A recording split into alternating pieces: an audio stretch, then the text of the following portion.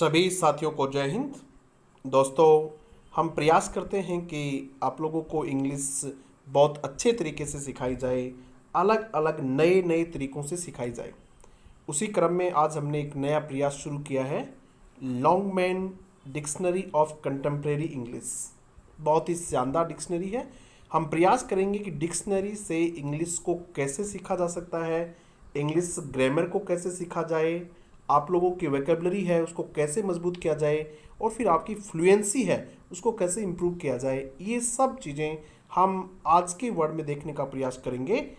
रोजाना एक शब्द, वर्ड ऑफ द डे हम करेंगे कोशिश, और उससे इंग्लिश सीखने का प्रयास करेंगे। तो आज का जो वर्ड है, मुश्किल से 5 या 6 मिनट का वीडियो होना है, आप पूरा देखिएगा, बहुत अच्छा लगेगा आपको। आज का जो वर्ड है ये है HOPELESS। तो सबसे पहले तो आपको ये जानना है कि इस शब्द को आप बोलेंगे कैसे, इसका सही प्रोनाउंसिएशन क्या है, आप इसको कैसे बोलेंगे। ये देखिएगा, ये इसका सही प्रोनाउंसिएशन है। इसको आप होपलेस नहीं बोलेंगे, हम लोग इसको बोलते हैं होपलेस। तो आप लोग इसको होपलेस नहीं बोलेंगे, सही प्रोनाउंसिएशन इसका है होपलेस। क्या है इसका? लेस नहीं, लेस बोला जाता है। तो आप इसको सुनिएगा, इसको कैसे बोला जाता है। Hopeless. Hopeless. Hopeless. 2-3 बार एक बार बोलिएगा Hopeless. तो Hopeless. Hopeless. तो इससे आप लोगों की Hopeless. फ्लुएंसी सुधरेगी और बोलने का आपका Hopeless. तरीका ठीक होगा। फिर उसके बाद देखिएगा, ये जो वर्ड है होपलेस, ये कौन सा पार्ट ऑफ स्पीच है? ये एडजेक्टिव है।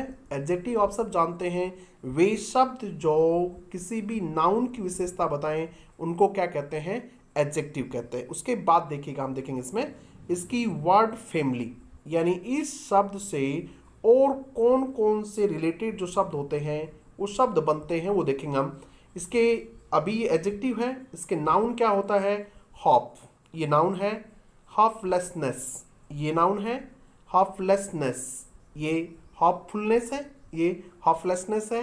हॉपफुल, ये इसके नाउन है। उसके बाद एडजेक्टिव हॉपफुल, ये जो आप लोगों को साइन दिया हुआ है, ये इसका अपोजिट का साइन दिया हुआ है। ये हॉपफुल और ये हॉपलेस, ये हॉपफुल और ये इसका क्या होता है? हॉपलेस, जो कि आज वर्ड हम पढ़ेंगे हॉपलेस पढ़ेंगे। उसके बाद में वर्ब, इससे रिलेटेड जो वर्ब है वह हॉप, ये वर्ब है। फिर एडवर्ब, हॉपफुली और हॉपलेसली, ये इसकी एडवर्ब है। बेटा, डिक्शनरी को इस तरीके से यूज करना होता है, न केवल शब्द का हिंदी ट्रांसलेशन देखना ही डिक्शनरी यूज करना नहीं होता है। अकेली डिक्शनरी सभी ग्रामर की बुक से ज़्यादा प्रभावी होती है यदि उसको ठीक तरीके से यूज किया जाए तो। अब हम इसका मीनिंग देखेंगे। इसका मीनिंग देखिएगा क्या है। If something that you try to do is hopeless, if something that you try to do, यदि आप कुछ करने की कोशिश कर रहे हैं, इज होपलेस, यदि होपलेस है, इसका मतलब है there is no possibility of it being successful, तो उसके सफल होने की कोई संभावना नहीं है। ऐसी स्थिति को क्या कहते हैं? होपलेस कहते हैं। यानी ऐसी स्थिति को क्या कहते हैं? निराश कहते हैं। होपलेस का मतलब होता है निराश। ठीक है, अब देखिएगा, इसमें बहुत सारे एग्जाम्पल्स मिलेंगे आपको इसमें कि इंग्लिश वर्ड का कहाँ यूज़ किया जाए। ये इंपॉर्टेंट है। आप वर्ड का मीनिंग जान लेते हैं और फिर उसको ऐसी जगह यूज़ कर देते हैं जहाँ उसको यूज़ नहीं होना चाहिए, तो वो आप डिक्शनरी के सेंटेंसेस देखेंगे। ये पहला सेंटेंस है, we try to stop the flames from spreading. We tried, हमने कोशिश की, to stop the flames, flames को रोकने की, फ्रॉम स्प्रेडिंग, फ्लेम्स लपेट होती हैं, जिसको आग के लपेटें होते हैं ना, उनको कहते हैं। बट वी न्यू, लेकिन हम जानते थे, इट वॉज होपलेस, कि ये होपलेस था, यानी इसमें किसी प्रकार के कोई सफल होने की संभावना नहीं थी। No possibility of being successful, इसके सफल होने की कोई, तो होपलेस इस प्रकार से यूज किया जाता है। आगे देखिए, getting your work published often seems A hopeless task. Getting your work published, आपके काम को पब्लिश, यानी जो आपने लिखा है उसको पब्लिश, ऑफन, अक्सर, सीम्स लगता है, ए होपलेस टास्क, एक होपलेस टास्क लिखता है जिसकी सफल होने की कोई संभावना नहीं है। I kept on struggling forward, keep on के बाद में ING फॉर्म आती है, ध्यान रखना। I kept on struggling forward, आगे की तरफ स्ट्रगल करता रहा, even though I know it was hopeless, even though यद्यपि आई न्यू मैं जानता था, इट वॉज होपलेस ये क्या था, होपलेस था।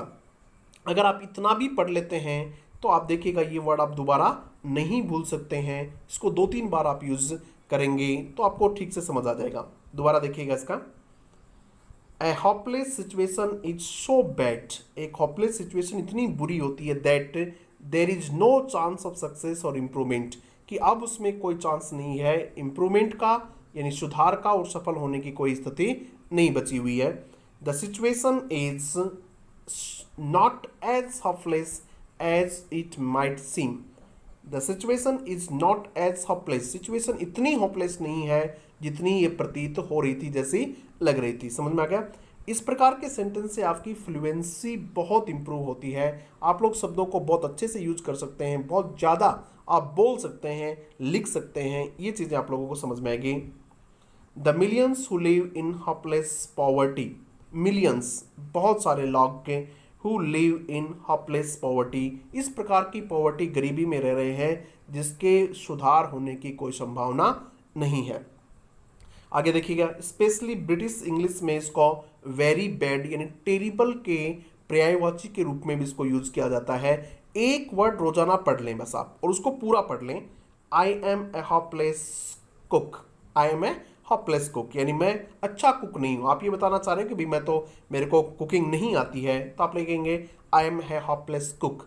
किसी को डांस नहीं आता है मानो, तो वो कहेगा कि भाई मेरे को ठीक से डांस नहीं आता, तो आप क्या कहेंगे, I am a hopeless dancer, I am a hopeless dancer. ठीक है, उसके बाद देखिएगा हॉपलेस एट डूइंग समथिंग, इसका ऐसे भी यूज होता है किसी काम को करने पर।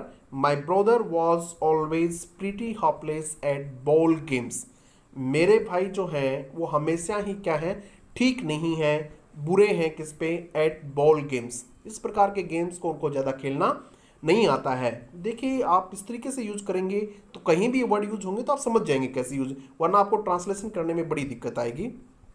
आगे देखिए, hopeless with, I am hopeless with machinery, machinery से मेरा ज़्यादा तालमेल बैठता नहीं है, I don't know how to use machinery well, I am hopeless with machinery. I have got a hopeless memory, I have got hopeless memory यानी मेरी memory बहुत ज़्यादा अच्छी नहीं है। इस प्रकार आप एक नेटिव स्पीकर की तरफ इंग्लिश बोल सकते हैं। The public transport system was absolutely hopeless, public transport system जो है बस वगैरह है, वॉज एब्सोल्युटली हॉपलेस, बुरी तरीके से फेल हो रखा है, एब्सोल्युटली हॉपलेस आप इसको कह सकते हैं। तो और भी देखिएगा, feeling no hope, I begin to feel lonely and hopeless, मतलब मुझे कोई आशा अब नहीं रही हुई है। उसके बाद देखिएगा, यूज ऑफन, ह्यूमरसली भी इसका यूज होते हैं। हॉपलेस रोमांटिक, हॉपलेस रोमांटिक, मेटलिस्टिक ड्रिंक एटसेट्रा होती हैं। She was a hopeless romantic, always convince that one day she would meet the man of our dreams, hopeless romantic यानी इस प्रकार की रोमांटिक है जिसके सफल होने की कोई संभावना नहीं है। ऑलवेज कन्विंस्ड, हमेशा कन्विंस रहती है कि one day she would meet the man of our dreams, एक दिन वो अपने सपनों के आदमी से मिल जाएगी। तो आज हमने जो वर्ड यूज़ किया है वो कौन सा यूज़ किया है, हॉपलेस वर्ड यूज़ किया है।